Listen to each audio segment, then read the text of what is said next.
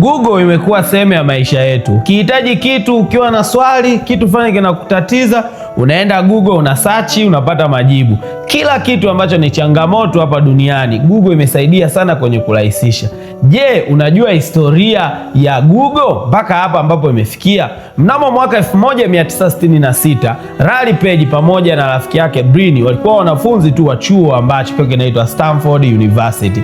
Na mara baada ya wao kuwa wanafunzi, walikuwa na wazo la namna gani wataweza kuziunganisha website mbalimbali zenye information muhimu.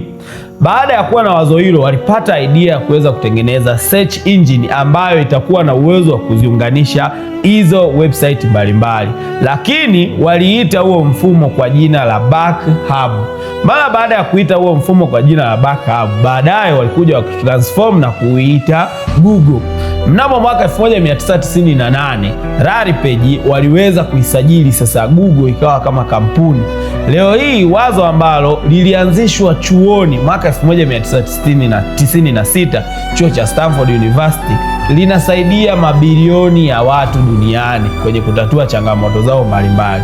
Hivyo sisi kama Swahili Family tunaamini kwamba vyuoni kuna idea nyingi, vyuoni kuna mawazo mengi, lakini pia mtaani kuna vijana wenye idea nyingi.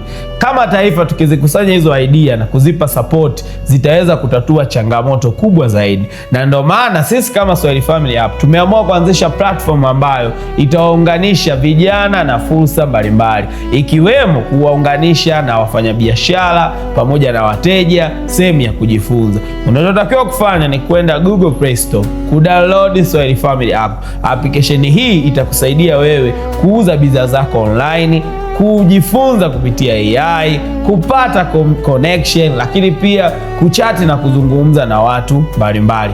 Kutoka Uswahilini mpaka duniani, Swahili Family to the world.